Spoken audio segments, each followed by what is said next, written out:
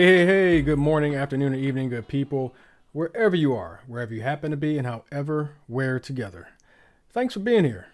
I'm Dave, and this is Dave's Head. So, what's in my head? Uh, First, I got to start with the state of this country. In the last week, Diddy got off light. I think everybody agrees at this point. And Trump signed his quote unquote one big, beautiful bill. Between those two things and so much more, it's a national mess. This country is a national mess. First, Diddy, he was found not guilty on the most serious of the charges against him, which was sex trafficking and racketeering, and found guilty on 2 counts of transporting to engage in prostitution. Now, to the judge's credit, if you will, he's still sitting in jail waiting sentencing, and the consensus seems to be that it may be time served or some sort of probation combination, something like that. But essentially, Diddy won. This trial has been just an intense public spectacle. Jury reactions, inmate standing ovations. There was someone, I saw a woman, and I may not get the words right, but she was yelling, "I want all the lube," or something to that effect outside the courthouse. I mean, just celebrating this verdict. And if you've heard or paid attention to any of the trial, and I literally got my updates from my TO. I didn't pay attention to the trial at all. Didn't watch it on TV, really, or any coverage of it until after the verdict, because at that point I was fascinated. I didn't know what to expect. I just kind of was shocked when I saw the alert, like, oh, shit, that's light. But the way people celebrate these celebrities, worship these celebrities, and the 10 minutes maybe, I was watching this coverage before I went back to life. Um, the vitriol from the other side, the downright jubilation from those who see this as a victory in other ways, not just in the legal way, because it's a victory in a legal way, but in other ways, whether it's racial, whether it's celebrity, whether it's power, whether it's money, whether it's just not my Diddy, it's the spectacle has been just eye-opening, ridiculous. And granted, I'm talking about 10 minutes of exposure plus some updates from my TO. I can't imagine people who breathe and lived and breathe every single day in and out, intimately involved in this case. I can't imagine a prosecution or the defense or the people who testified on the stand. And I heard there were 2 anonymous who testified as well. What they're thinking now. Are they in danger? Cassie, who, that whole thing. And I believe I saw she's getting sued now after this trial. It's a mess. It's an absolute mess. But it's not as bad as this one big, beautiful bill, which is incredibly symbolic of the state of this country, the politics of this country, how people vote, why they vote the way they vote, many times against their best interests. It's a major legislative victory for him. Got to speak facts to the situation, but it's a major, major blow to people. The ironic thing, not this year, because a lot of these damaging, crippling things, strangely enough, don't go into effect until after the midterms, or about 2-3 years from now, something like that. It's very much so about the optics. It's very much so catering to the base and trying to say, hey, look, I promise you this, and I'm going to do that. And by the time I'm out of office or dead, whichever, doesn't really matter to me. But by the time he's no longer a viable news story, you'll forget who actually passed the law, who signed the law. You'll forget that stuff. And you'll blame the next person. If it's a Democrat, you'll blame them. If it's another Republican, you might blame them depending on who it is. But we're not talking about Iran anymore. We're not talking about the Epstein files, which, by the way, it came out that they investigated themselves and found no files now. Even though it was clearly stated by, I believe, the Attorney General or somebody on the law enforcement side of the government, that they had the Epstein files and were reviewing them. It was a pretty plain, straightforward question. What about these files? Blah, blah, blah. They're on my desk. I'm reviewing them right now. Blah, blah, blah. Of course, the press secretary, in her groveling ways,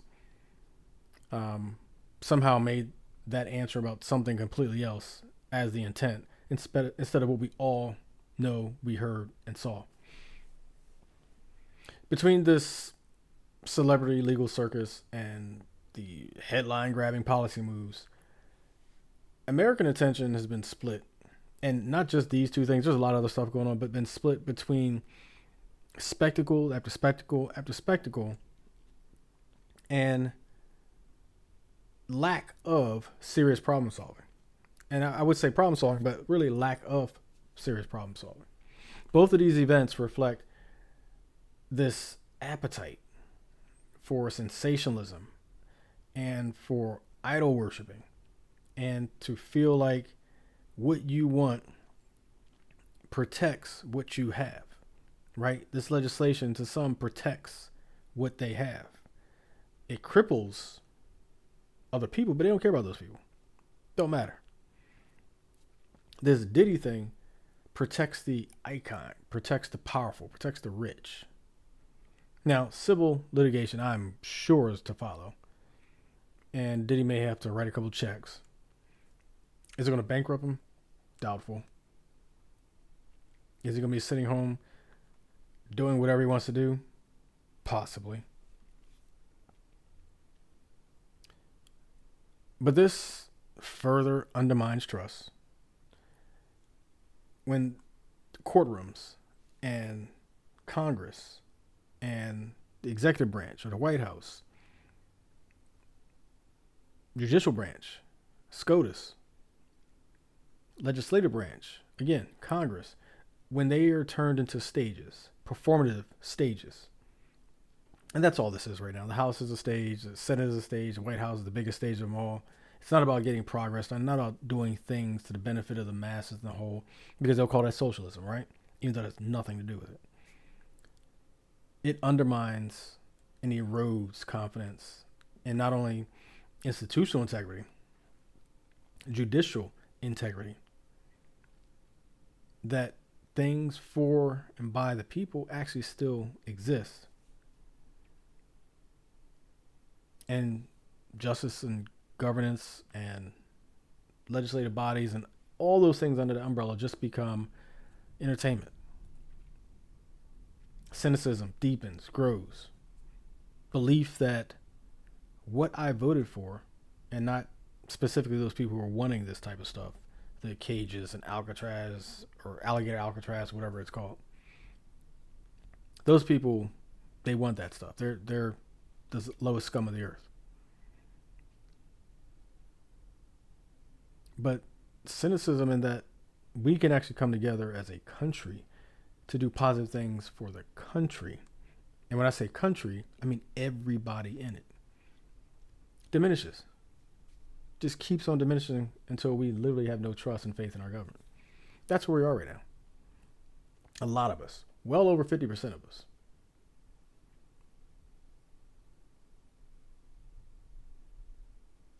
But this national mess, and I remind you, we're not even 9 months into this. We're barely 6 months into this. We're barely an eighth into this term. An eighth. We still got the rest of this year to get to a quarter. Just really quick math. We have so much time to go before this clown is out of the White House. The amount of damage that can be done. is limitless. And it sucks. It's sad. It's really sad.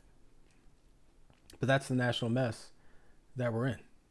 It really is the national mess that we're in. Before I go to the last thing in my head, Dave's Head Podcast is now part of the Alive Podcast Network, home of Black voices, where community, culture, and creatives live. Dave's Head Podcast adds to a catalog of over 70 titles available in the Alive Podcast Network app for both iOS and Android, also on Fire TV, Apple TV, Roku as well. Check out Dave's Head Podcast and many others in the Alive Podcast app and also Fire TV, Apple TV, Roku, and more. The home of Black voices. The last thing that's on my mind is a little Sigma, sunshine, and celebration. Or should I say fellowship. When this episode releases, a couple days later, I'll be headed to Tampa, Florida, the Sunshine State, because my fraternity, Phi Beta Sigma Fraternity Incorporated, Blue Phi to my brothers, will be having our conclave, our biannual conference in Tampa next week. It's a balance, sort of business and brotherhood. I'd say probably a little more brotherhood than business, but that's just me. This particular trip, I'm heading down a few days before the actual conference starts, at least the business part of the conference, to get my fellowshipping in with my brothers, with Phi Beta Sigma, with golf. What better way to do it? And also some fellowshipping, gathering, that type of stuff. Tapping into the joy and fellowshipping, networking on the greens, the bars, the restaurants, and all those things before the sessions start. Don't know if I'm doing 3 rounds or 4. We'll see. Working on that, literally, this week. And then the last 3 or 4 days, depending on if I golf that 4th day or not, the business of Sigma. And these are plenary sessions, committee work, working on building on the foundation that is Phi Beta Sigma as it's been growing since 1914. I'm a passionate advocate, producer, leader in my organization, Phi Beta Sigma Fraternity Incorporated, and all the organizations I'm a part of, or I try to be. There's so many good brothers who, over the course of next week, I'll interact with, sit down, have conversations with, network, plan, try to build not only my individual brand, but also individual desires and things I want to accomplish. But then we'll come together and do the work of Sigma. And like any family, you have little fights, you have little arguments. But when it's time to come together, you come together. And every 2 years we come together to do great work, to do the work of Sigma. Usher in a new era for our presidency, electing different officials, different general board members, passing legislation per se, and really just enjoying the brothers from all around this world. Looking forward to it. But the big bonus, big bonus next week is it's my TO's birthday. I cannot wait to spend time in the Sunshine State with her, to bring her into the next beautiful year of her life and love amidst all that's going on in Sigma. This little bubble will form where we will celebrate my TO. And all the things outside of that won't matter while we're doing it, as they should not. Looking forward to it. Cannot wait for the little itty bitty surprises I may have planned. And so much more to come the rest of the summer and year and wherever the path or pavement takes us. Can't wait. And that's what's in my head.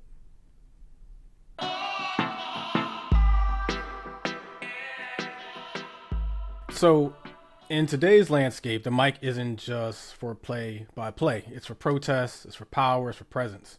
A recent article titled Digital Voices Real Impact, How Social Media Empowers Athlete Activism on the website Professionals and Coffee. Love the website name, just not the coffee part.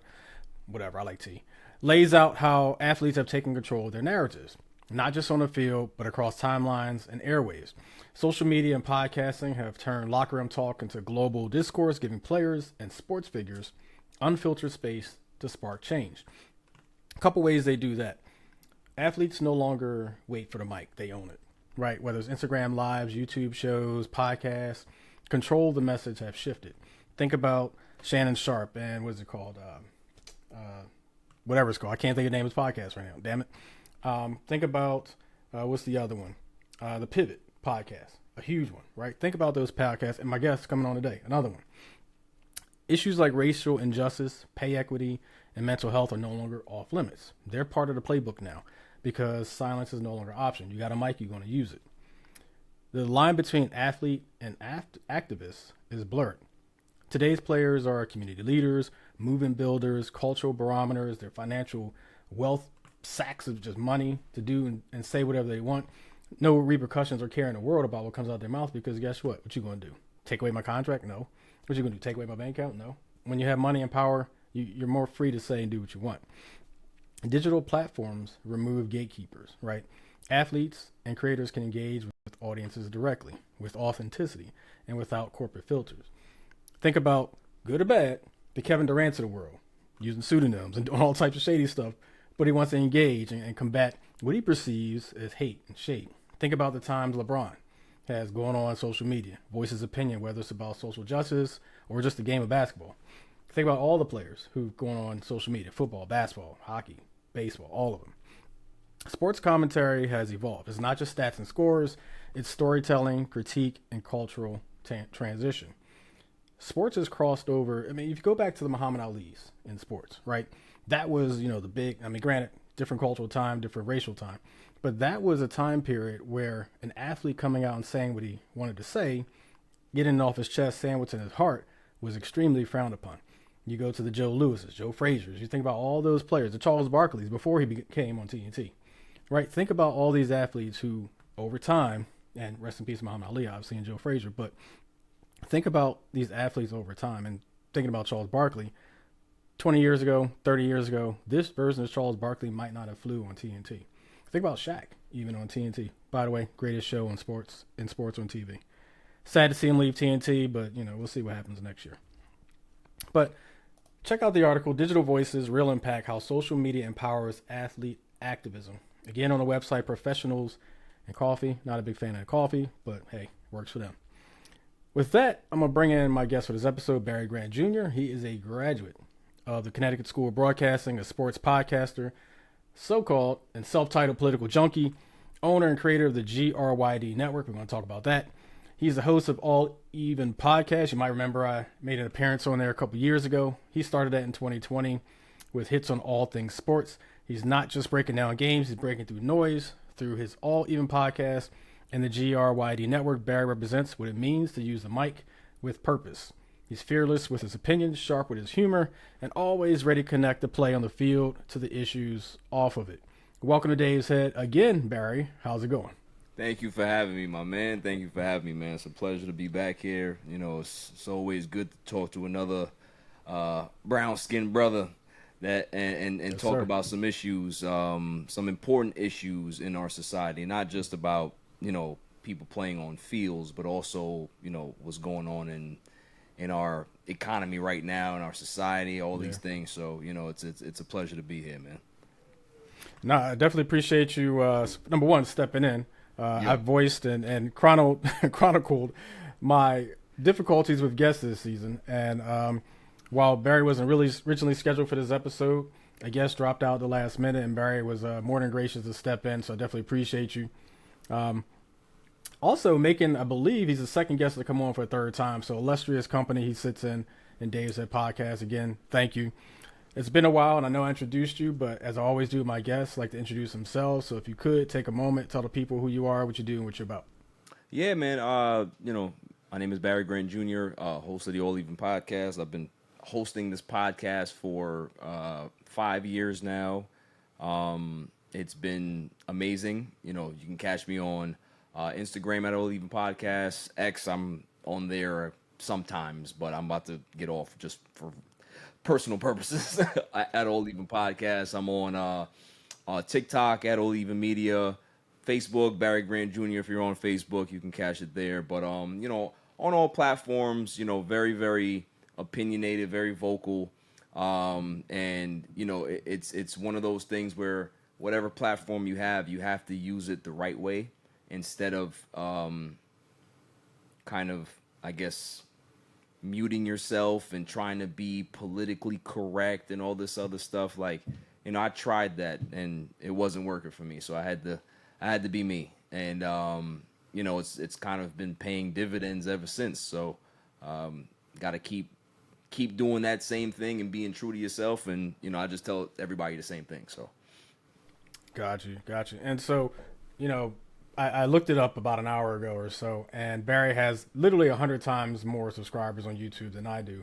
So talk about that journey. How did we get to where we are today with All Even Podcasts? How did that happen? What do you mean in regards to how it started, or just the evolution? The evolution. So the thing is, YouTube and social media is not an exact science, right? Because if it was, there'd be a lot more people that are unlocking the code. YouTube keeps it that way because they don't want everybody to have the keys to the kingdom, right? So the best thing I always say is that you got to do this for the right reasons. If you're starting a podcast or whatever it is, and you just are trying to monetize and get money right away, then this ain't for you, because it's 1%. I think it's less than 1% of people on YouTube that are the highest gainers. You talk about your Paul brothers, you talk about your Mr. Beast.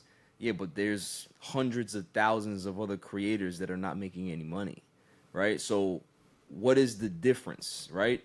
Obviously, it's money, it's production, it's advertising, it's how to be able to market yourself. But, it's a passion thing. You have to learn to love this first, and then it will be able to, I guess, work itself out down the road. Because even Mr. Beast and all these other guys that have these huge channels, go look at how long they've been on YouTube, right? Go look at how long they've been in the game doing this, and you will see that it wasn't just a very quick process. This is a 10, 12, 15-year process for a lot of people. And 2020 kind of jump-started a lot of content, but there's a lot of those podcasts and a lot of those creators that are no longer around from 2020 because they realized that this game is not easy, right? So you have to just keep at it, and just try to be as engaging as possible. This podcast market, Dave, is so saturated, right? Like there's a podcast for everything. There's a personality for everybody, and it's hard to kind of find your way through the mess, right? To be recognized and to be seen. But it's all about just staying persistent and keep at it. You know what I mean? Like, don't quit. A lot of people want to quit. Sometimes it gets so hard and frustrated, and you put all this work into it. You're editing, you're staying up late, you're not seeing your significant other, and you're putting in all of this work, and you go ahead and you post, and you're so proud of your work, and then you go back and you look at it and you get 5 views. You have Yeah. Right? So it's like, but that's the part of the game. It's all a part of the process, right? So you gotta just kind of, keep doing it and hope for the best, but keep your passion consistent. Passion is gonna push you through. Like, for example, I give you my road, right? I might have had a couple of thousand subs, and I don't know what happened. I think over time, people just kind of liked my stuff, but it always takes like one video or one clip or one whatever, and boom, right? So I remember I had, and shouts to my homie, Dr. Chanel, the whistleblower. She came on my program one day after I was at the Black Men's Brunch a couple of years ago. I saw her there. She had a little booth, and I had a little interview with her. And a couple months after that, she reached out to me. She's like, I like the way you interviewed me. You presented well. I don't go on men podcasts like that, but I like the way we communicated, and I think we connected well in that short time that we were speaking. got her on. You know, we had a podcast, and that was my biggest video to that point, up to that point. And then we went and clipped it up on social media. And Dave, I lie to you not, man. That those clips from that podcast and the subsequent podcasts that follow with her generated maybe 50 million views. We're talking about, like, you know, all together. So it just depends on, you know, lightning in a bottle sometimes. You know, even with athletes, right? Like, you know, athletes or whatever it is in life, you can be as good as you want to be. You can be great at this. You can be the best orator. You can be that. You can have the best personality. You can be the funniest person. It doesn't matter if nobody sees it, right? It doesn't matter if you can't push your stuff out there and show that to the world. So, you know, if you do have that clip that does go viral, you know, then great. But after that, the work really starts. Viral doesn't mean anything. It's about just getting recognized. But what do you do after that? What is your follow-up after whatever clip goes viral? I've had several clips that have gone viral. Like, you know what I mean? It's I don't look at it like, oh my goodness, this is a big badge of honor. It's just more about, okay, let's keep going. Let's see what else we can do. What's next? We'll be able to exactly what's next. Yeah. So it's just, you know, for any advice I have for anybody out there that's starting their pod, or they have their pod, or, you know, they're in that rut, just keep going, man. Just keep pushing through and keep making content, keep making the sacrifices, and, you know, at some point, you know, you're gonna push through. Yeah. You know what's interesting too is speaking about going viral, not going viral, likes, views, that type of stuff. What I find strange about podcasting, and I think we started our podcast around the same time, the topics that I think are going to pop don't pop sometimes. Right. And then most, you know, things that don't relate to me, or things that just, you know, I don't even think are going to get anywhere close to the number of views. I look and there's 50, 100, 150 views in a couple hours, which, you know, it's like you said, it's not a science, it's not a formula. And, you know, clearly the audience that I have and the audience you have, probably around the world. We both have audiences around the world. And what audience decides to tune in and be engaged, and what period of time when something hits, you know, how do we control that, right? Yeah. So, yeah, like you said, you know, I'm going to keep going, you keep going, and, you know, all the podcasters out there keep going, because that's the only way. Yeah, and you know me, David. I'm always I'm one of those people that I don't like to gatekeep information, right? So, like, if there's something that I can be able to pass on to you, I'm gonna do that. You know what I mean? Like, I'm always willing to help. I'm always giving a good word, because, you know, there's room out here for everybody. There's room Absolutely. Out here for everybody. And before we get into some deep stuff, let's get into some football real quick. And before we jumped on the video and recorded it, I talked a little bit about this shirt. I don't know if you recognize the shirt, but when I came on your podcast, I wore the same shirt. So I felt it was only fitting today to wear this shirt again, especially considering the circumstances. Let's get into it real quick. Reigning, defending, Super Bowl champion Eagles. And I know you're wearing a Jets hat, but New York is New York. Is it bad that the Eagles won, or bad because the Eagles won and Saquon was on that team? I don't think, you know, obviously as a Jets fan, former Cowboys fan, I'm a Jets fan, but it's not bad at all. I think you got to look at it more as like retribution, right? If you're a Giants fan, you have nothing but affinity and respect for Saquon Barkley, right? You have vitriol for your organization because of what they did. So I think a lot of Giants fans were cheering Saquon Barkley on the entire year. They cheered him in the Super Bowl. They cheered him when he won the championship, right? So, you know, those things are fine. It's just, it's tough. It's tough to see him in that uniform, knowing that he could have been a Giant for life and they made the wrong decision. But I think everybody, including myself, I am not an Eagles fan. I don't like the Eagles. I can't stand them, right? But the fact that y'all laid the beatings on the Kansas City Chiefs, one of the most overrated teams this year in football, and everybody's over here, oh, the Chiefs, okay, cool, we get it. But the Eagles were better. And we love to see, you know, sometimes people don't want to really, like, agree with that. But once you see the play on the field, it was undeniable. They dominated them. Yeah, I think the thing that is a saving grace for those who hate the Eagles fans is that they actually hate the Chiefs a little bit more. And so it was like the enemy of my enemy is my friend, right? It was that one of those situations where, listen, as long as the Chiefs don't win, we can take the Eagles winning this year. Facts. Yeah. And so, it's one of those things. It feels different too than 2000. When we beat the Patriots. The Patriots, they were the team that hate. We had the whole Spygate thing, Deflategate, it's Tom Brady.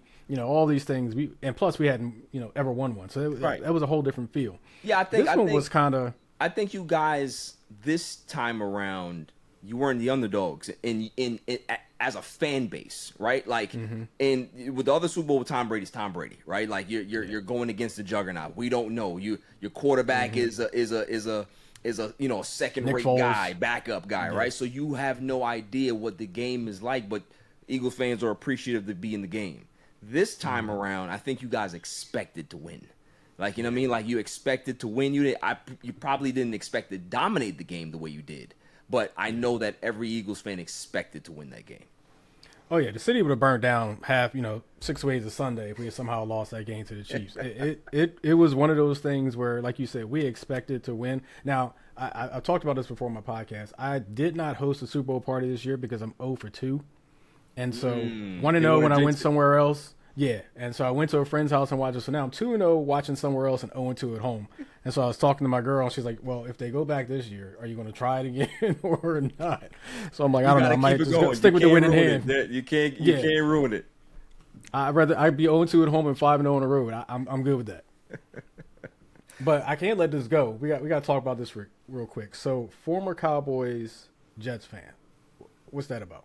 Well, let me just give you the history, all right? Because a lot of people will look at me and think I'm crazy, which that's fine. They think I'm crazy anyway.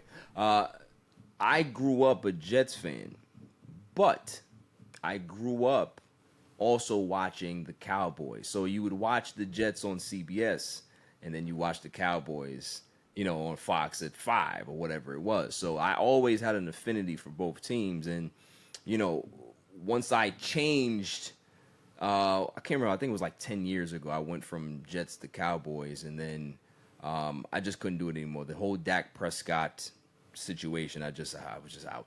I respect him. I respect his story. I respect, his rise to being one of the top quarterbacks in the league. But in regards to me having to support a team that is never going to go anywhere the way they're run, I just said, it's better to just suffer where I came from rather than suffer somewhere that I don't really appreciate how they're building their organization and going forward. So I just went out of the gaslighting situation. And, the Jets are no better, but at the end of the day, it's home, right? And sometimes you can't choose family.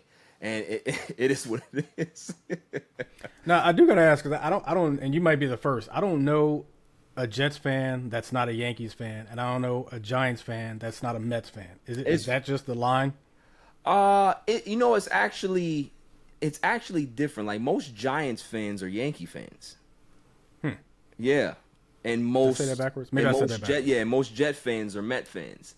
So, yeah. But you do have some crossover at times, right? Like, I have friends that are Giants fans and root for the Mets, but it's not very common.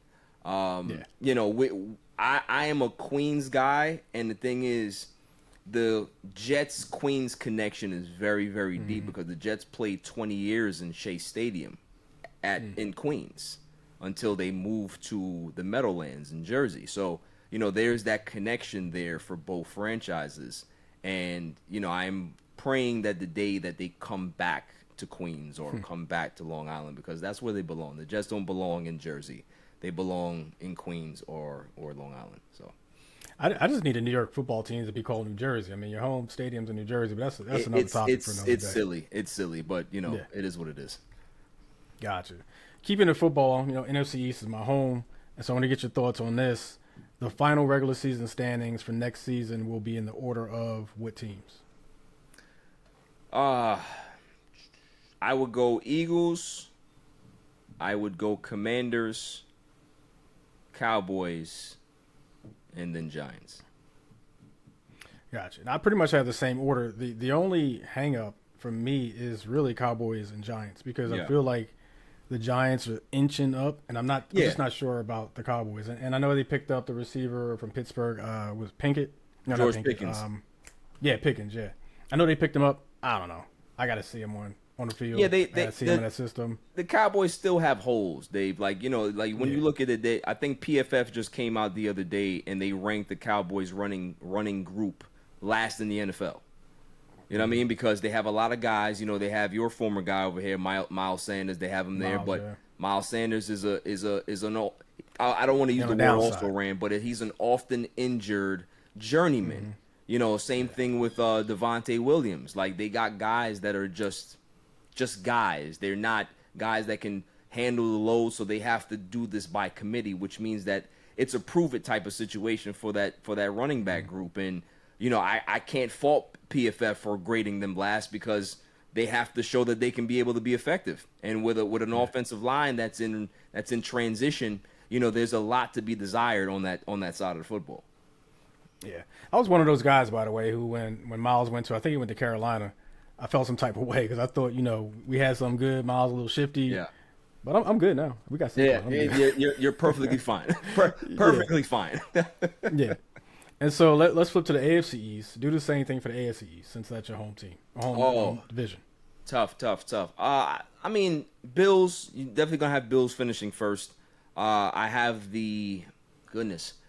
This is gonna be maybe it's interesting because I don't have the Dolphins as good as they were last year. They're taking a step back, so I'm going to put the Patriots there. I'll put the Pats there because I think the Pats have made some good moves. The fact that they have the new coach over there, Drake Mays, another year older. They have some weapons over there now. They've been making some moves. So I got the Pats finishing second. I got the Dolphins third, and then the Jets rounding up. I don't see the Jets winning any more than 6 or 7 games this season. Okay. Yeah, I do like what the Patriots done, even though I can't stand the Patriots, but I do like the draft they had and the moves they made. I'm like, maybe they're trying to make a little move now. Yeah, and Drake May. It's the Bills division, man. Yeah, Drake May is talented. Mike Vrabel is a great head coach. He's where he wants to be. They're going to allow him to build that program no matter how long it takes because he does have a pedigree of success. So, with a young quarterback that can be able to make every throw and looks the part, I think that they can be able to make a significant jump. Not saying that they're going to make it playoffs, but they can at least finish second in a division that might not be that good this year. Yeah, speaking of quarterbacks, the one in Buffalo, I always struggle when I think about, and I'm blanking on his name for some reason, but Josh Allen. Josh Allen, thank you.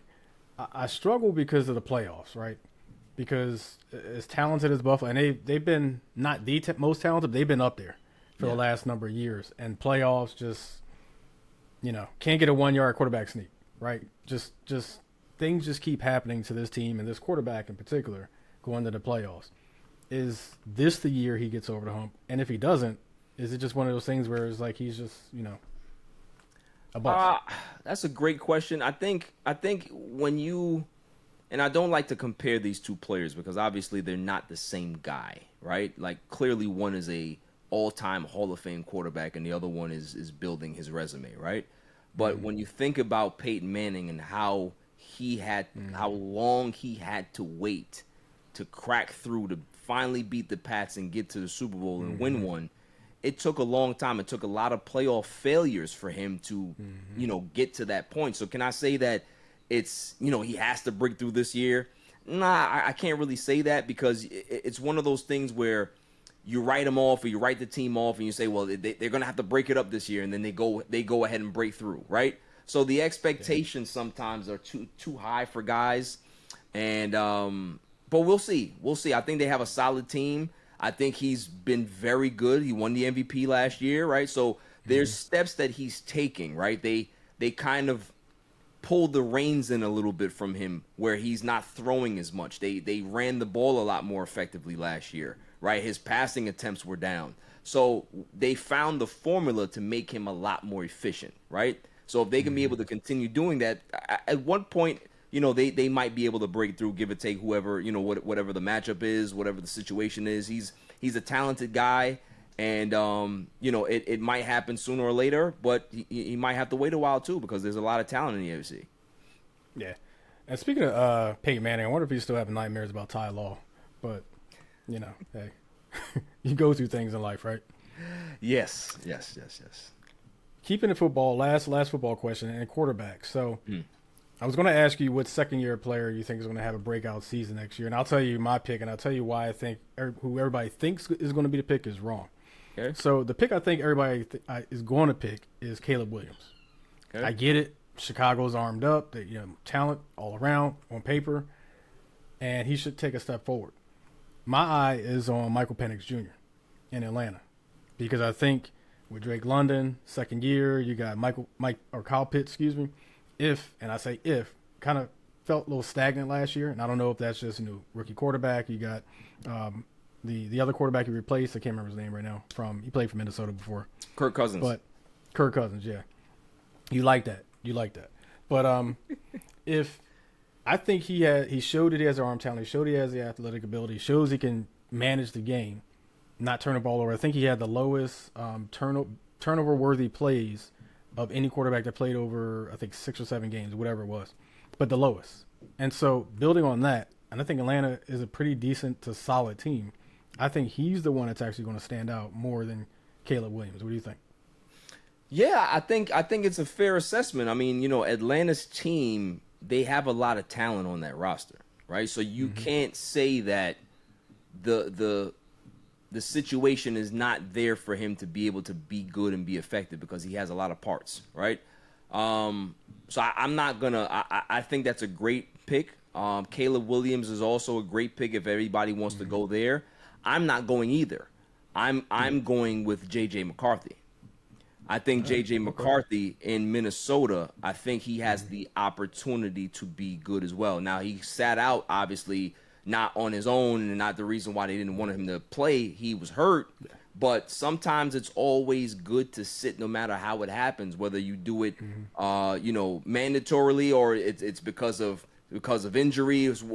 Sitting and learning the game, understanding, taking that time to be able to understand your playbook, learn the playbook in and out, and then come back strong. I think he's going to be one of those guys to send a good message that he's one of the good quarterbacks in the league. Listen, they got rid of Sam Darnold last year after having a career year, right? Sam Darnold was an MVP candidate, how well he played. They got rid of him and decided not to retain him just because they know that they have J.J. McCarthy there. So, that's what I want to see. I think he has the ability to be able to make some noise this season, but I can't be mad at you going with Penix because he's super talented.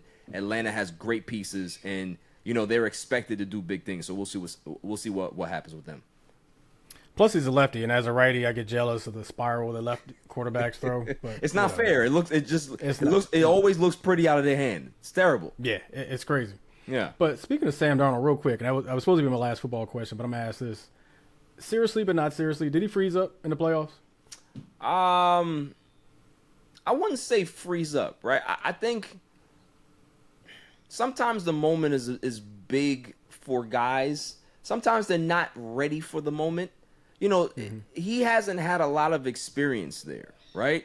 Yeah. And it takes sometimes that you got to get your ass bust to be able to learn and, say, okay, cool, I made these mistakes. This is what happened, and blah, blah, blah. I'm gonna be better for it.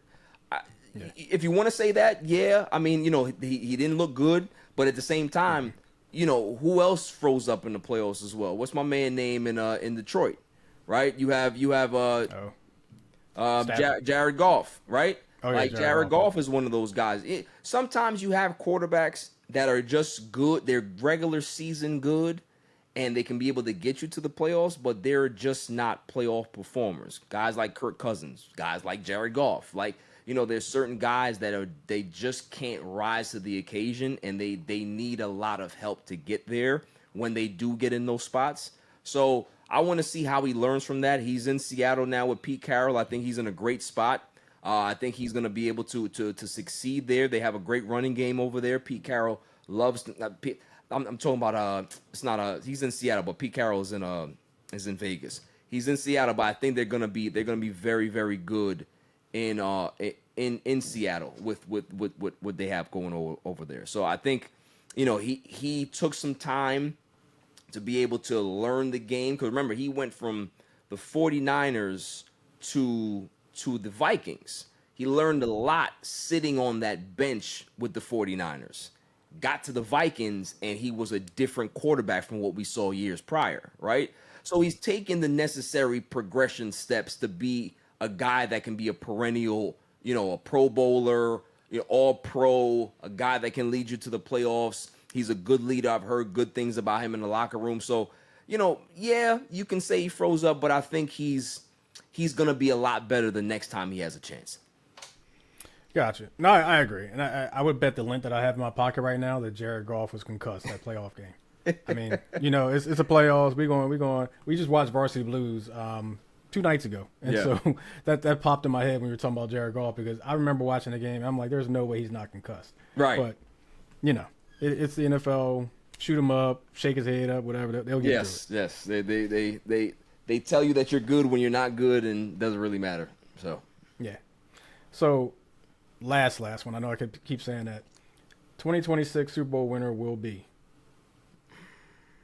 Man, you're asking for very, very, very, very early predictions. Very, very, very, very. Yeah. Okay. I will play along. What I will do I have to pick a winner, or do I have to pick who's in the Super Bowl? You can do either one. Okay. I will go with who's going to be in the Super Bowl. I cannot go against the Eagles. I think the Eagles have what it takes to get back to the Super Bowl. So I have Eagles representing the NFC. And I do it to myself every year because I love this team and I love this quarterback.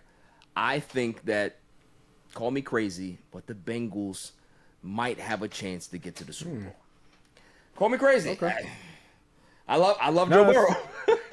Yeah, that's not a bad pick, actually. Bengals, Eagles. That's what I want to see. Oh, I mean, naturally, I have the Eagles, and I think it's a little less of a homer pick now, considering how. Yeah, they're the clear favorites. But I actually got Baltimore. I think Baltimore's they finally good too. get past it. I think, you know, I would say if not the best, second best, maybe division in sports. So it's going to be a battle. But I think, you know, they'll pull through finally and get to the big dance. And not for nothing, Lamar Jackson is kind of in the same boat as Josh Allen, right? Like, he's one of those guys that doesn't really play well in the playoffs. He makes some bad throws, bad decisions, has to get himself out of ruts. And, you know, he's at that point, too, where he's having these performances that are subpar. At some point, he's going to break through, right? We don't know when. But, you know, at some point, he's definitely going to break through. And can he win a Super Bowl? We don't know, but I think the talent is there. Listen, he's won 2 MVPs. He's not before he's 30 years old. This guy has a long career ahead of him throwing the football, and you know he'll give the Baltimore Ravens multiple opportunities to get to a Super Bowl within the next 10 years. Yeah, but he's no Jalen Hurts. Ravens fans, don't do it, Ravens fans. I'm not saying nothing. I kidding. Can't throw shots. I can't throw shots at y'all because y'all are champs. It's fine. Go ahead. I'm kidding. All right, so baseball real quick. Phillies fan, obviously. You're Mets? Yes. All right. So here's the teams that I have listed that really they're only ones we should be paying attention to. Phillies, Mets, Dodgers, Cubs, Tigers, Astros, Blue Jays. Now, you don't even have the Yankees in there. Respect. I like that. I don't have the Yankees in there. But I do have what I call eliminators, right? And so I eliminate anyone who going into the All-Star break who has a losing record on the road, because I think that's important. You can't be, even if it's one game, you have a losing record on the road, which eliminates the Mets, the Cubs, and the Blue Jays. Okay. And so that narrows it down to Phillies, Mets, Tigers, Astros. And I can't stand the Astros. I'm sick of the Astros. But are they the 4 teams? Or should we keep the Mets in there? I would listen. I am obviously I'm going to be biased here because I'm a Mets fan. I think when you deep dive the Mets, you got to look at this team that they have the most players on the IL in baseball right now. They have 16 players. So, you know, when you talk about all the turnover and all the guys that have had to step up and be in roles that they're not used to, this is a team that's still above 500, well above 500. They've dealt with a bad, you know, June was one of the worst months you could ever have for a team when you saw how bad they were. but the talent is there. They're having a lot of guys come back. Sean Mania is going to make his debut, I believe, on Sunday. So, they have guys coming back. The trade deadline is approaching. So I wouldn't rule the Mets out. But all those teams that you put there, fair. The Blue Jays, I'm worried about the Blue Jays because at the end of the day, they do have talent, but it's the Blue Jays, right? And we know that the Yankees are hanging around. They've had a bad run as well, but they're right there. The Rays are there. So there's a couple of teams that can make it interesting. But out of those four teams, I think I would say that the Blue Jays are the weakest, I would say. Okay. Here, excuse me. Here's my hang up with my hometown Phillies. Our pitching takes a nap sometimes. Yeah. And like for long stretches. I mean, we get abused pitching wise for like 3, 4, 5, 6 games in a row.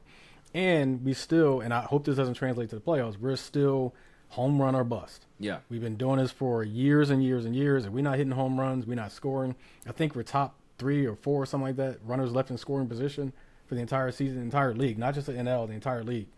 And it's one of those things that it's playoffs. The game is condensed. The quality pitches are condensed. The quality of bats are condensed. And we can't just be swinging for the fences and hoping that our pitching bails us out every single time. And so that's the big hang up I had. And I don't know if we're doing anything before the trade deadline ends to remedy that. We're not a big trading organization. Yeah, I think you guys need to definitely find some starting pitching. There's going to be a lot of starting pitching that's available. There's going to be more relievers that are available. Relievers are gonna be going crazy at the deadline.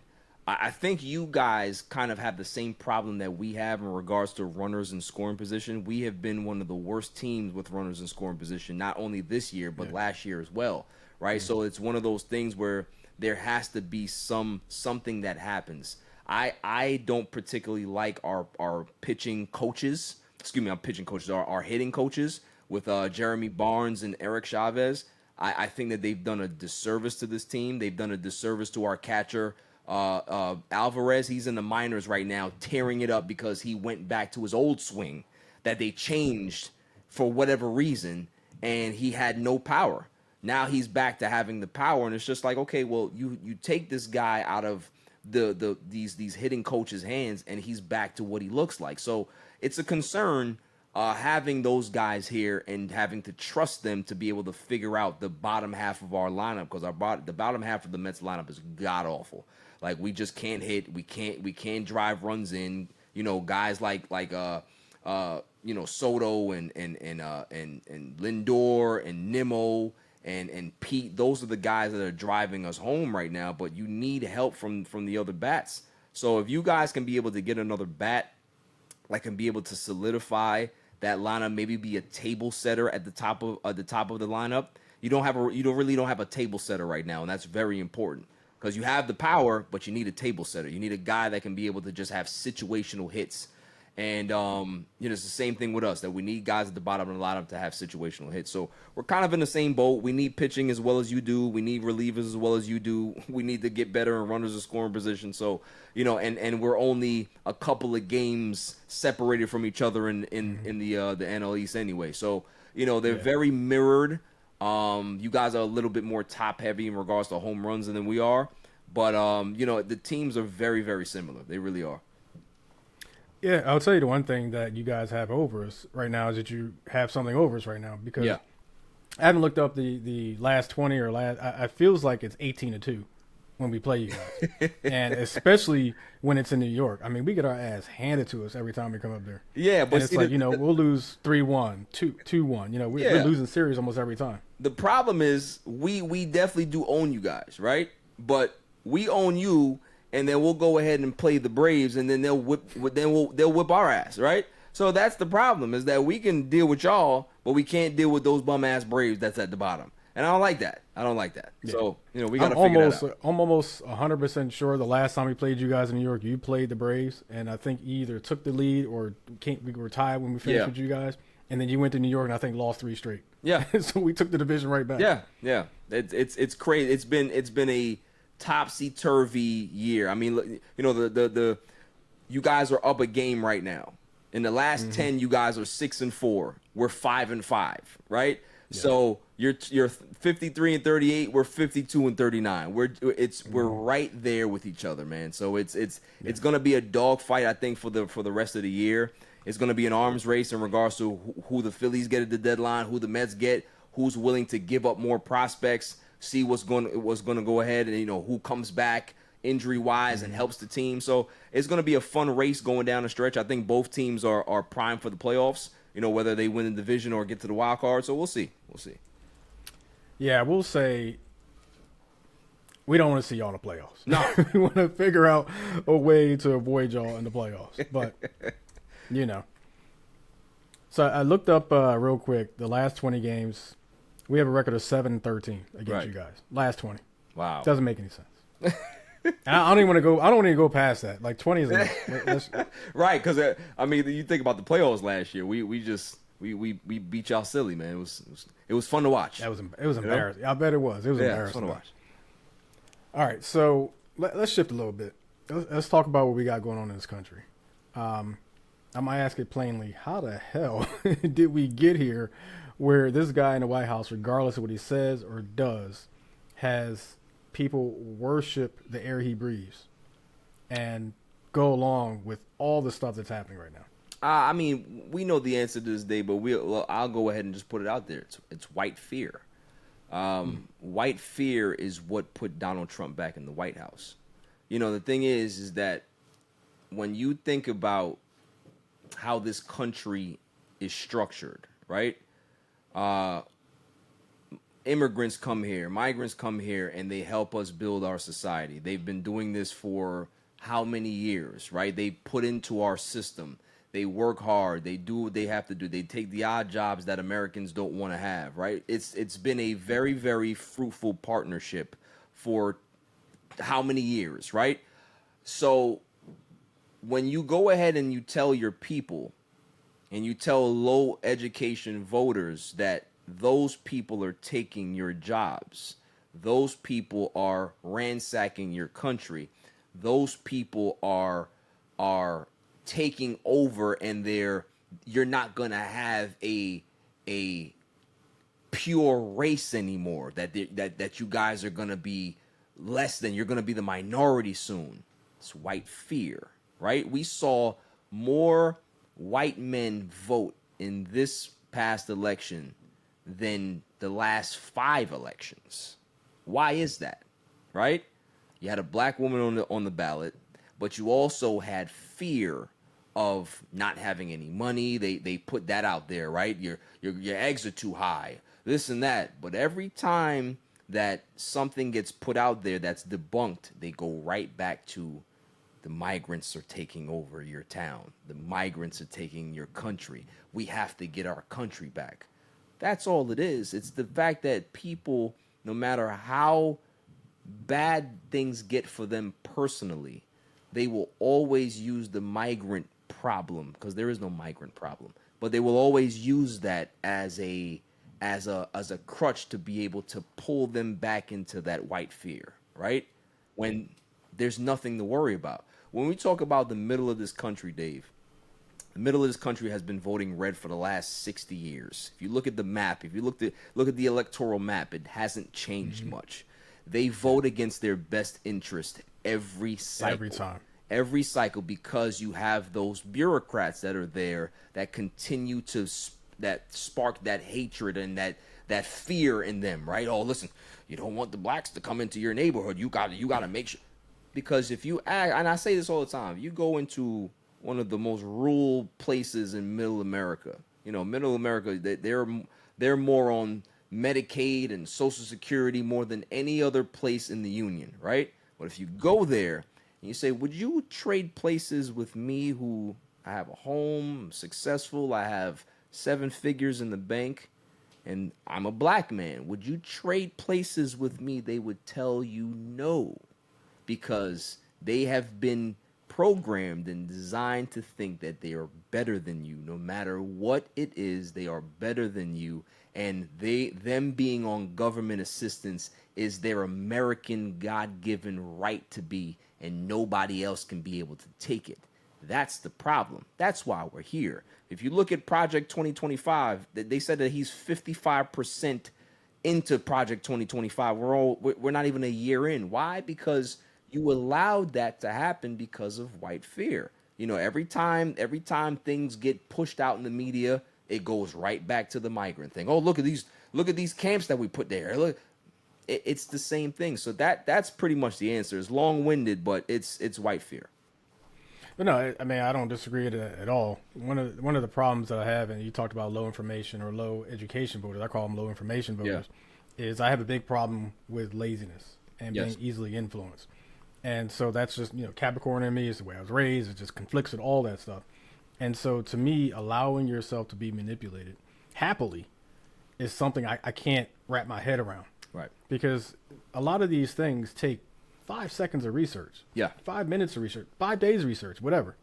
It takes very little research to come to the conclusion that this person is lying to you. Absolutely. Or that person is lying to you.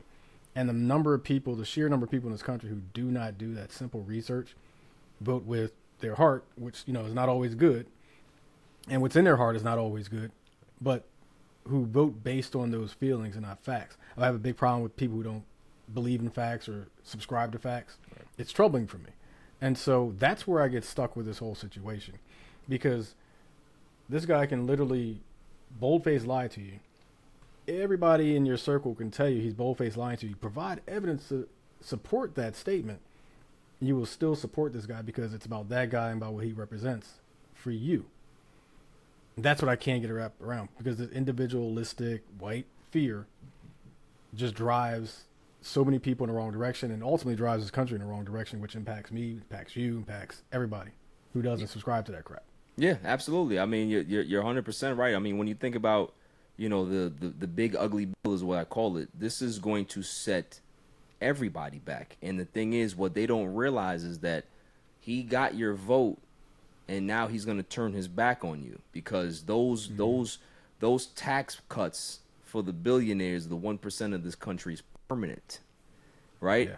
All the people that says, "Oh well, there's no tax on tips." Okay, he put a cap. There's $25,000 that you can be able to make before they tax that, right? And then overtime. Oh, there's no tax on overtime. $12,500, right? And then to really put the knife in your back, he only moonlights it for 3 years, because guess what? He's like, by the time I get out of here, I don't care about what happens. So the next person who's the president, blame them. And that's exactly what's going to happen, because nobody's going to remember that he's the one that put this in. It's just like the tax code in 2017. Everybody's like, well, Biden did. My taxes were so high under Biden.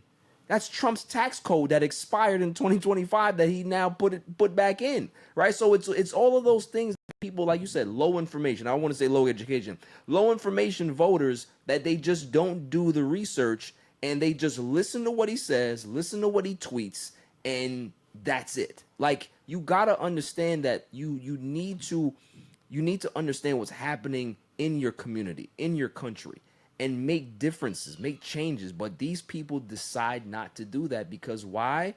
They use their white fear all the time. And that's what they go off of all the time. Fear. Fear keeps people in line. It's been that since the Stone Ages. Fear keeps people in line. Yeah. I come back to sometimes, could I just imagine for a second that President Obama did half of this, a quarter of this stuff? It just they'd court martial. They would have probably want to put him in Alligator Alley or whatever it was, right? They would Guantanamo Bay. They would have had him jailed up for years. Like, come on now. But again, I tell people all the time, Dave, and we don't have this conversation enough as black people. The reason why we're here is because of Barack Obama, not because of anything he did. It's because of him just being president, right? Yeah.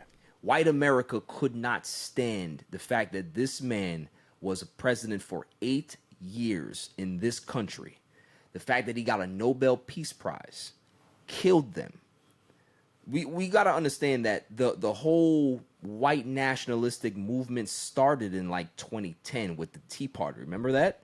Tea Party. They denied everything Obama did. Everything, any good thing, they were saying no. They were saying no. They started to push this, and all Trump did was just open the door. This has been the root of American culture and in our basement for decades, right? This type of hatred and fear. All he did was just open the door. That's all he did. So, sad to say that this is not what we want to be, but this is who we are. This is who we are in our history. And it's just history repeats itself, right? It's just the way it goes. Yeah, and I like to say that, politics for me and politics in this country changed when Obama ran or gave that speech at the DNC, I believe it was 2007.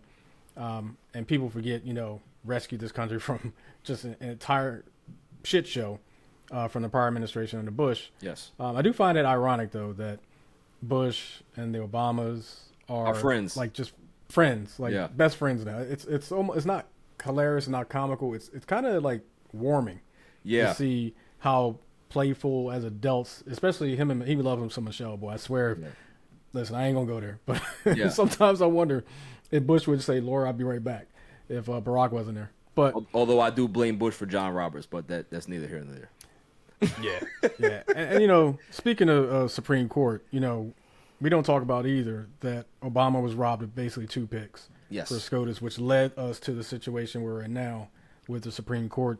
And I am just taken aback by these decisions that are being made by the Supreme Court and Judge Katani Brown and I can't remember the name of the other one who giving scathing dissensions over the past couple of weeks. It's the highest court in the land. It's the top decision maker who is completely compromised at this point.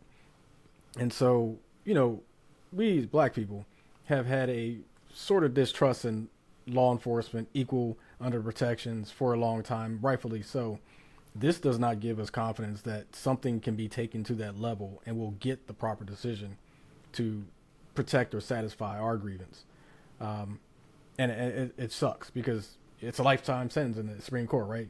You die, that's the only way you're not a Supreme Court justice anymore. How do we even think about getting around that? I think here's the problem.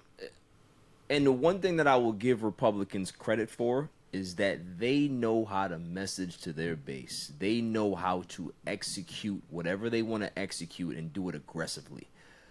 Democrats do not. Democrats, when you think about the history of this country, most of the time that there's been recessions in this country has been under Republican reign, right? The Democrats come in there, they fix everything, they make sure everything is even, and then Republicans come back and they screw up the economy again. They always say that they're the ones that are fiscally responsible. They're conservative. We don't want to spend. We want to have less government control, all this other stuff, but yet they always are the ones that hike up the debt, right? So that's the problem, is that we are good at legislation, but we are not good at messaging. We cannot communicate to our base of all the things that we're doing well. And sometimes over the last 15 years, I would say the Democratic Party, they have come off a bit as elitist to people who are low information voters, right? Who are people who are just average blue collar workers.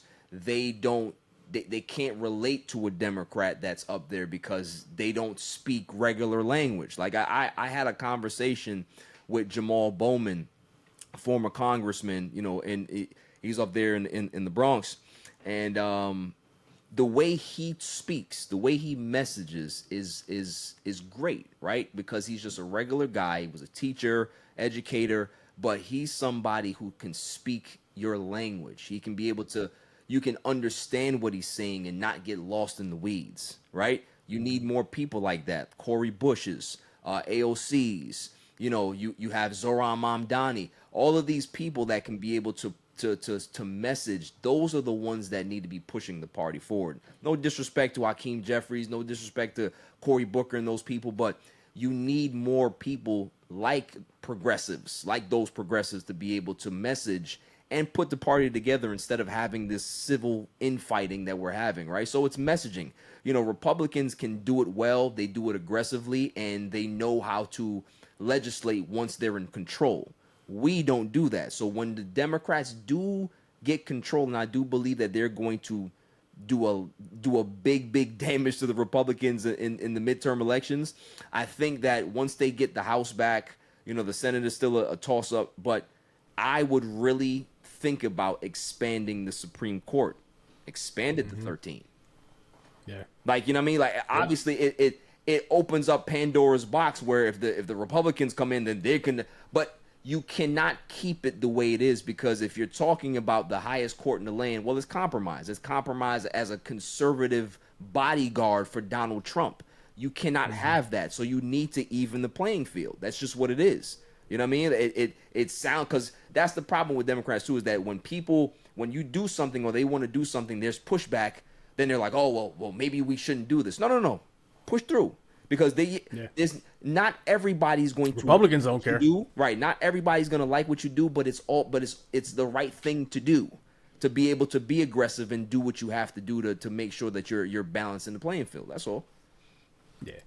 Yeah, Republicans definitely don't care about the repercussions of their actions. They just don't. At all. They legislate for now, Dave. They don't legislate for the next election. They don't care about that. Yeah. They don't care about that. Yeah.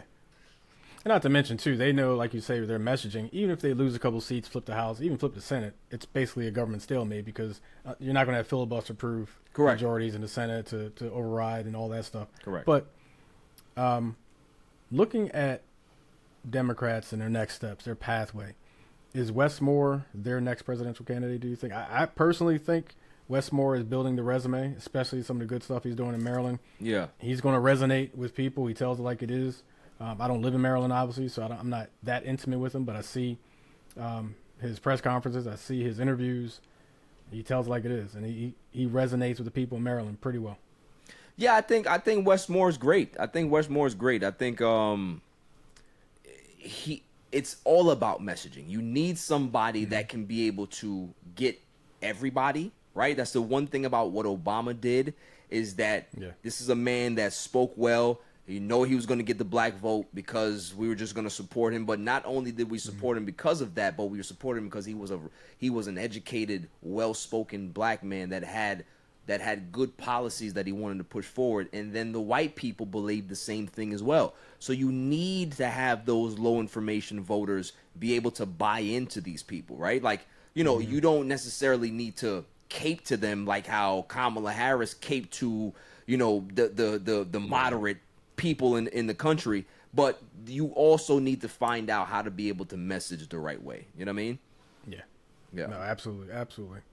So that's all for the Q&A, and want to get to my favorite segment, my guest, called First Thoughts. But First Thoughts is brought to you by the Alive Podcast Network, home of Black voices, where community, culture, and creatives live. Dave's Head Podcast adds to the catalog of over 70 titles available in the Alive Podcast Network and the app for both iOS and Android. Check out Dave's Head Podcast and many others on the Alive Podcast app, as well as on visual for Fire Stick and Apple TV and all that stuff. I did a shitty job of that, but hey, we'll catch you on the editing side. The home of Black voices. So I'm sure you may be familiar from the first time and the second time that you're on Dave's Head, Barry. Did I do First Thoughts with my guests? For those joining for the first time, like I always say, shame on you for not joining, but I'm happy you're here. Got a couple first thoughts for you. The idea is to get your first thought on a phrase or a word that I give you. So you ready for some first thoughts, Barry? Yes, sir. All right, first thought, I'm sure is a great topic for you. LeBron's legacy. Near the end of his career, I'm guessing. What's your first thought? Special. Just special. I think, we've probably witnessed I would say, the most interesting career for an athlete you'll ever see, right? Talking about a guy that, 18 years old, had all of this hype behind him. He was dubbed the Great One, and all of that pressure to be able to be who he has been and continue to play at a level that nobody has ever played at this stage of his career.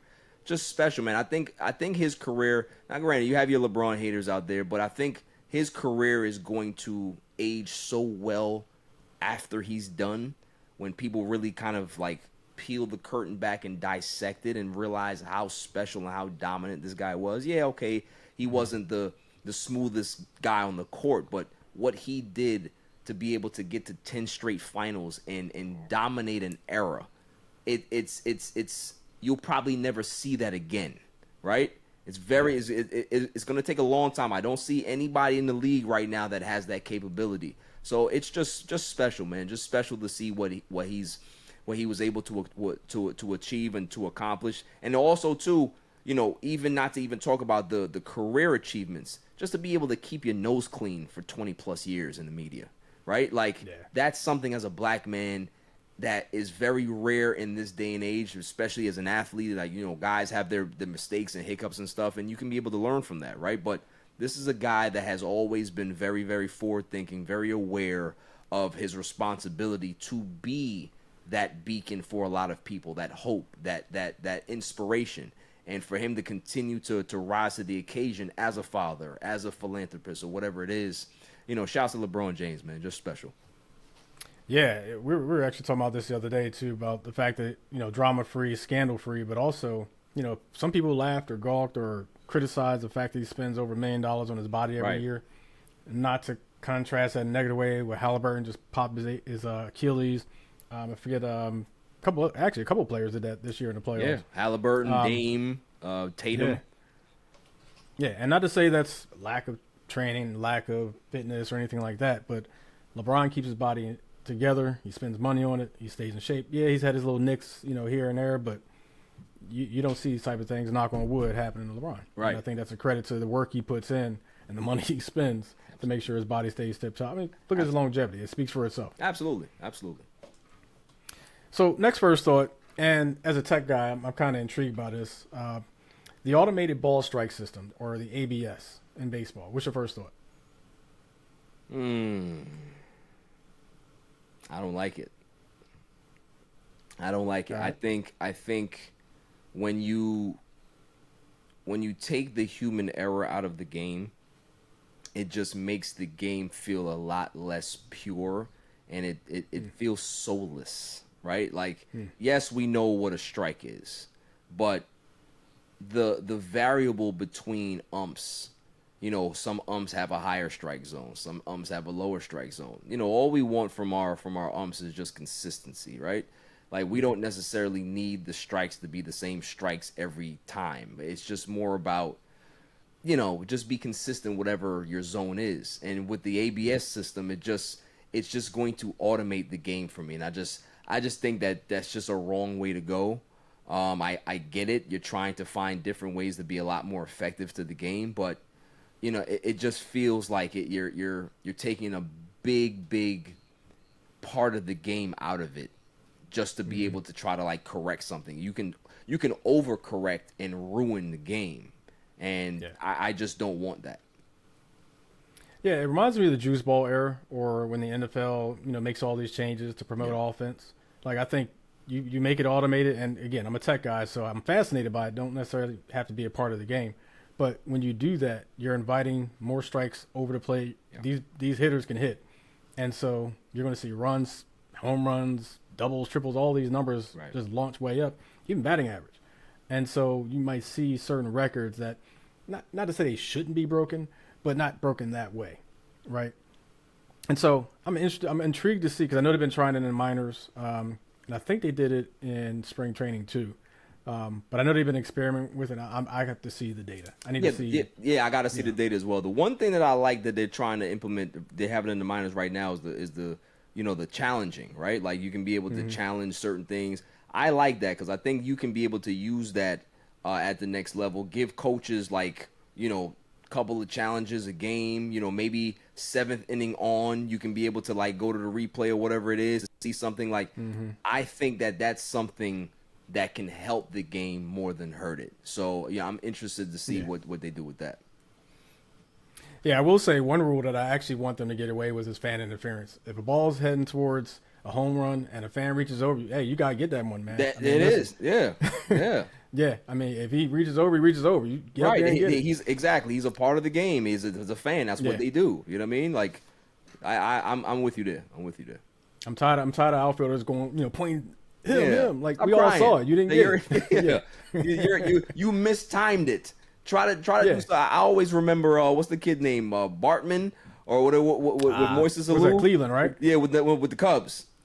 It was Cubs. Cubs Right, and yeah. Marlins. Yeah, it was just like, it's just it sucks for the Cubs. I get it, but whatever, That poor guy, man. I remember He watching a was documentary on him. he was dragged. They came after him, He was dragged.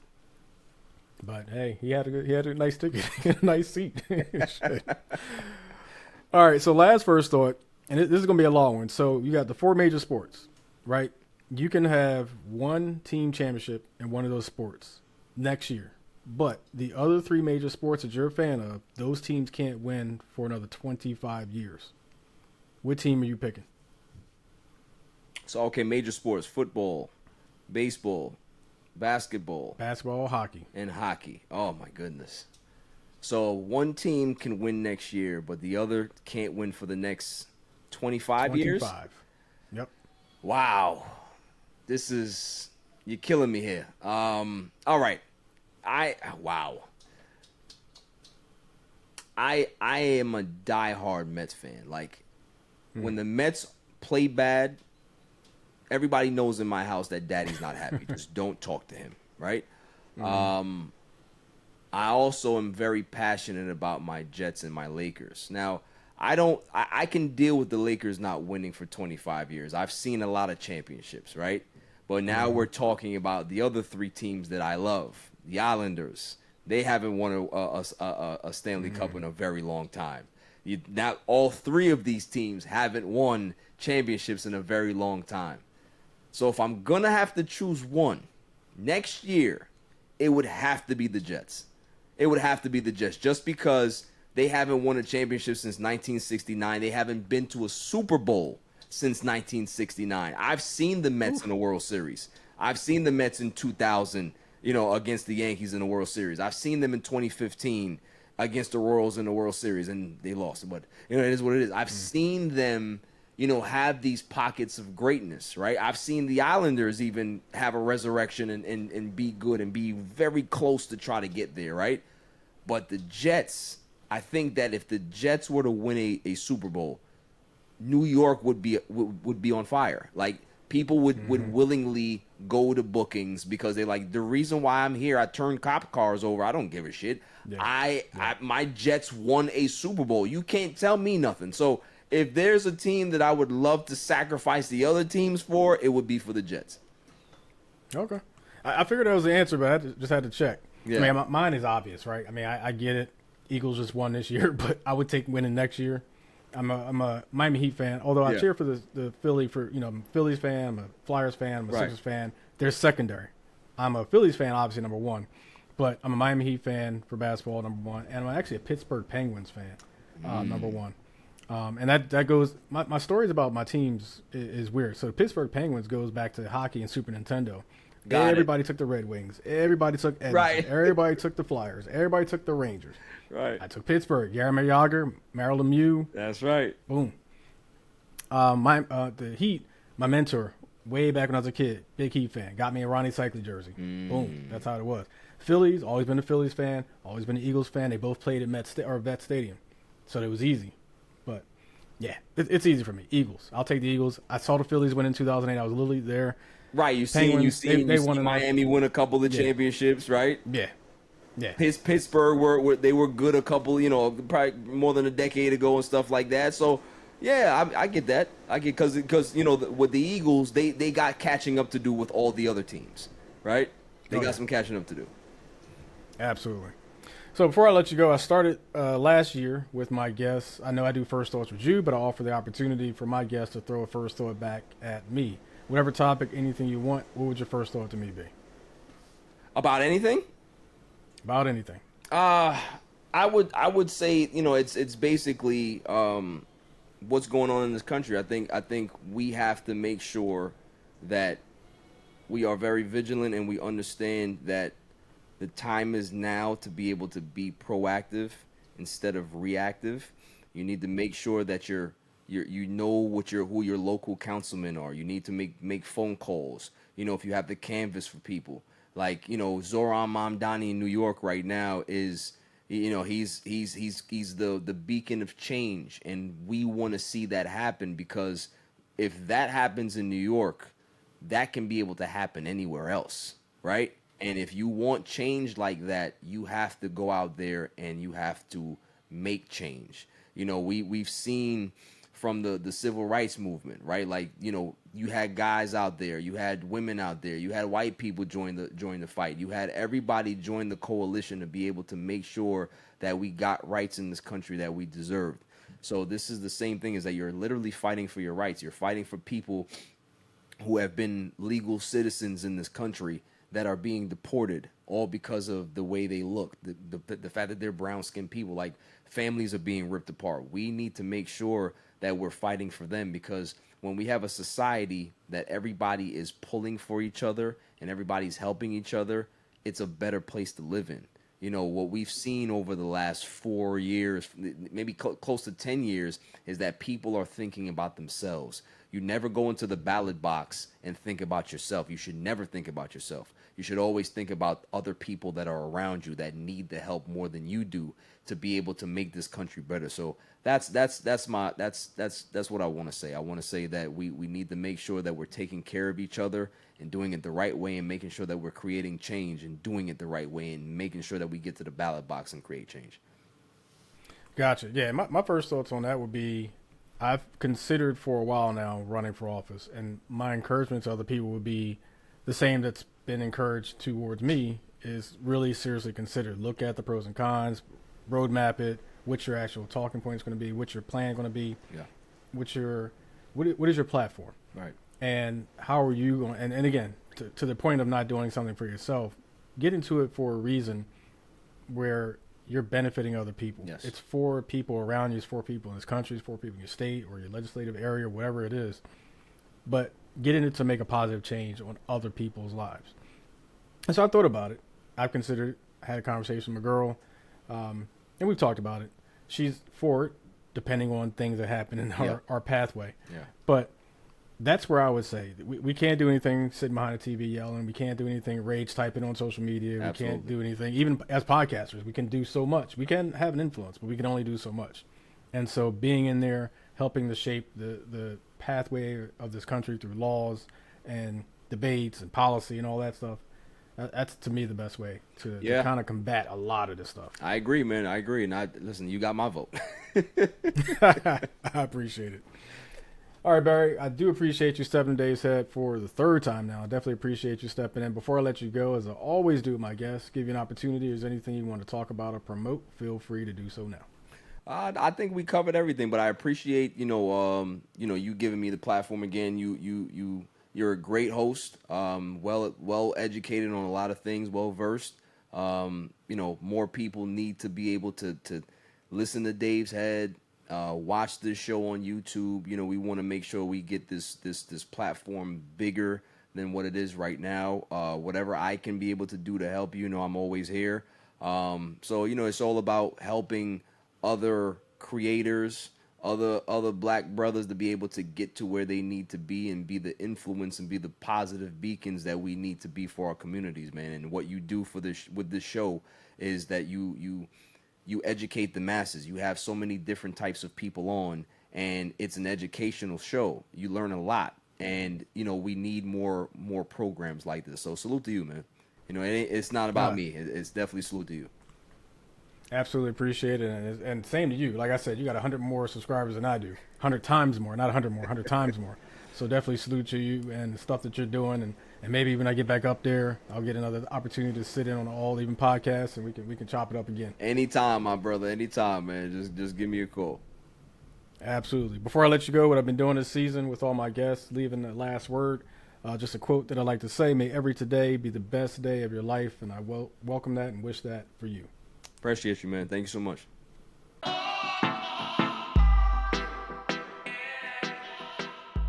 My absolute favorite segment of my podcast is my GRIN, which stands for Great Reason to Be in Love with Now. Summer should be a time for barbecues, family, fun, stress-free relaxation, etc., etc., etc. Repeat. But the state of this country makes it a little hard to find the light in this very fractured country. Regardless of what's going on, there are ways to make finding the light possible amidst so much darkness. I'll give you a couple ways to do that. Number one, joy as a counterbalance to chaos. I think I've used the word chaos a lot this year. Just the feeling of chaos, things out of control, absolute mess. When the national headlines are overwhelming, reclaiming personal lightness and freedom becomes essential. Choosing to enjoy your summer isn't ignoring the problems. I'll repeat that. Choosing to enjoy your summer isn't ignoring the problems. It's preserving your capacity to engage and contribute. What does that mean? It means fight the fights that you're able to fight. Worry about the things that you're in control of. Enjoy your summer. Plan for problem resolution. Don't necessarily ignore them, but preserve your capacity. I think I had a conversation with my last guest last episode talking about the whole seatbelt and mask thing on an airplane. Right? Can't help nobody get their mask on if your mask isn't on. You can't be secure in your seat. Turbulence flying all over the place if your seatbelt isn't fastened. So making sure your seatbelt is good. Making sure you get your mask on properly. Then help people. In this case, making sure you're good mentally, physically, emotionally. Then worry about the problems that are impacting you and that you can do something about. Not to say you shouldn't worry about things you cannot do something about, because eventually it may impact you, right? But what you can do something about, priority one. What you can't do something about, what can I do to prepare to deal with it? To work around it? To go forward in spite of it? Joy. Recharging. Preserving your capacity. Number two, mindful time outdoors. Take intentional, quote unquote, you time. Outdoors, sunrise walk, evening porch reading, or lunch in the park. Nature's benefits are supported by community health advice. Get outside mindfully. It improves your balance and joy in the summer living. I like to say I'm a plant. When it's cloudy, I feel like crap. A lot of the time. When it's sunny, bright, warm, sunny, I said sunny twice because I love the sun, I feel energized. I feel motivated. So mindful time outdoors. I need to do a better job myself of not being in front of the camera all day, or being on the calls all day, or being in front of my computers all day, getting things done from multiple organizations.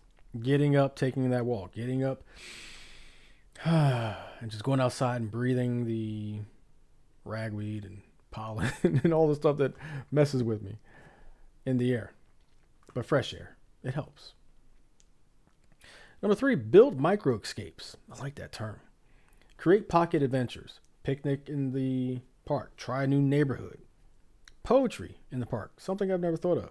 Going out and writing poetry or reading poetry in the park. Mental health experts stress structure. Consistent small rituals. Hydration. Fresh air. Quiet. Those things matter. Structure, routine, those things build habits. Those things build adjustment possibilities. Have those reserves, right? Preserving your capacity. You fill up your tank by doing the things that reduce stress. That structure, those habits. 21 days, they say, to make a habit. So start doing something for 21 straight days and see how it goes.